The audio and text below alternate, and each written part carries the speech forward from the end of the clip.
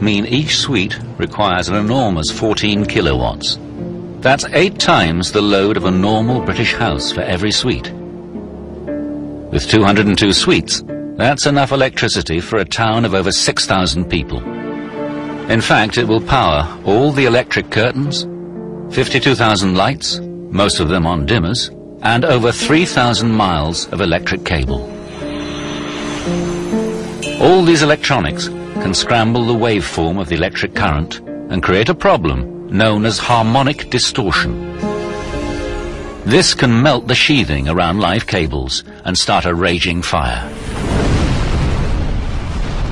That was a situation which was just totally unacceptable. We had to deal with that. The people of Las Vegas know just how lethal an electrical fire in a hotel can be.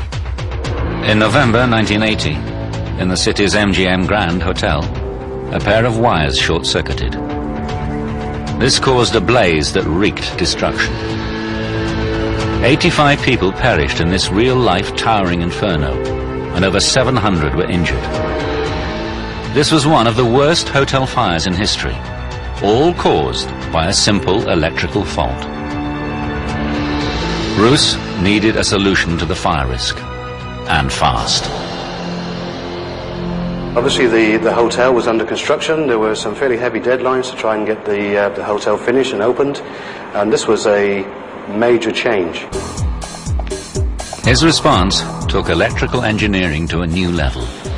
He devised a harmonic filter system. First, it detects the electronic distortion. Then it sends a current that's the mirror image to cancel it. It's called antiphase and works like noise-cancelling headphones. His filters are now installed on every third floor, and at the point the electricity enters the building. No one had ever attempted a system on this scale before. This was the largest active filter installation of its kind in a building like this anywhere in the world. A world-class solution for a world-class megastructure.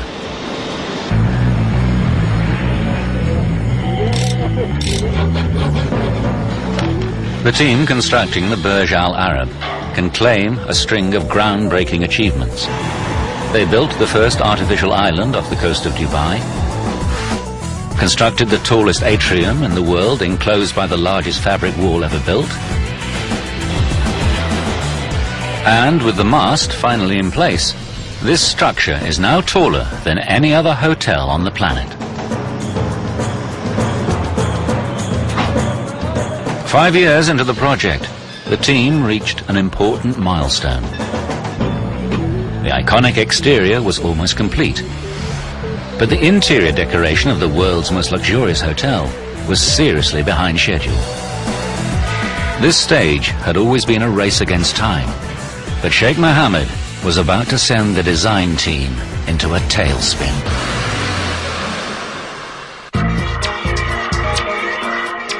Dubai. By April 1999, the world's tallest and most opulent hotel was approaching completion. Everyone was rushing to finish the hotel, ready for the millennium deadline. Interior designer Quan Chu was still operating in overdrive. Christmas was cancelled, Easter was cancelled, bank holidays were cancelled. We basically made 50, 60-hour weeks. Her brief from the Sheikh is to shock, to innovate, to amaze the guests with a modern Arab palace. And she delivers in spades, with 24,000 square meters of marble from Italy and Brazil, the equivalent of 3 football pitches. 8,000 square meters of 22-carat gold leaf give the desired impression of luxury. And she finishes the look with crystal chandeliers, woven silver and velvet. But for the world's largest atrium, Quan Chu made a radical decision. She went minimalist. She let the complex architecture speak for itself by painting it all white. The interior decoration was almost back on schedule, and Quan Chu was feeling optimistic.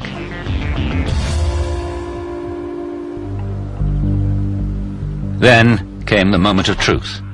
Sheikh Mohammed arrived to examine her work and pass judgment.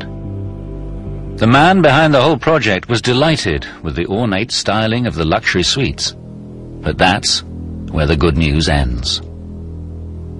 I was summoned and said, when are you finishing off this atrium? I said, well, it's nearly done. Unfortunately, the feedback was no. Where's the color? The Sheikh rejected the white styling of the atrium. It was just too plain. Not exciting enough, not bright enough, not colorful enough, not rich enough. Kwon Chu had to completely redesign and decorate the tallest atrium in the world in just 6 months. I was basically living and sleeping in the Burj Al Arab, rushing from area to area. With one last chance to get it right, she set out to dazzle. She designs a light show to animate the world's tallest fabric wall. Fountains create aquagymnastics in the lobby. Vast fish tanks welcome visitors as they ride the escalators. And crucially, she transforms the view up the atrium into a rainbow palette of vibrant colors. Everyone was on tenterhooks, hoping it would satisfy Sheikh Mohammed. The adrenaline was pumping, sleepless nights basically before opening. The Sheikh's response was a definitive yes. He was delighted and signed off on the project. Sheikh Mohammed believes it became almost a 6 to 7 star hotel. And the achievement of his dream, the realization of his dream. The doors opened to the first ultra-rich guests in December 1999, a full month before the millennium, and Sheikh Mohammed came to watch the final sunset of the century from his magnificent new hotel.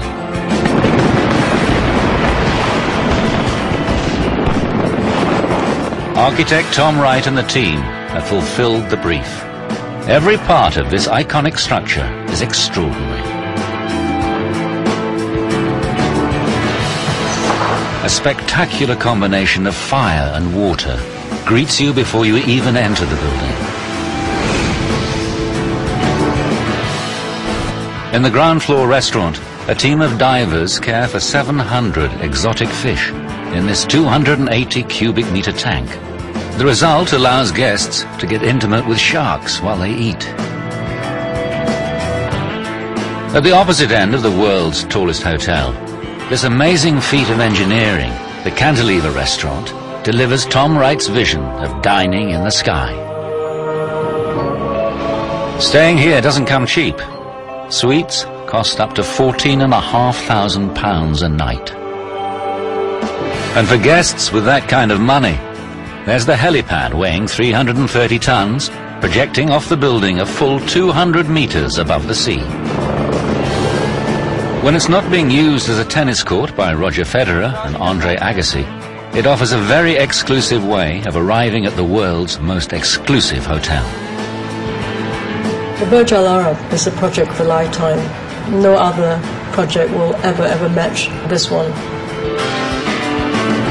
The engineering triumph of creating Dubai's first artificial island has had far-reaching effects. It's paved the way for a series of enormous schemes, each more ambitious than the last.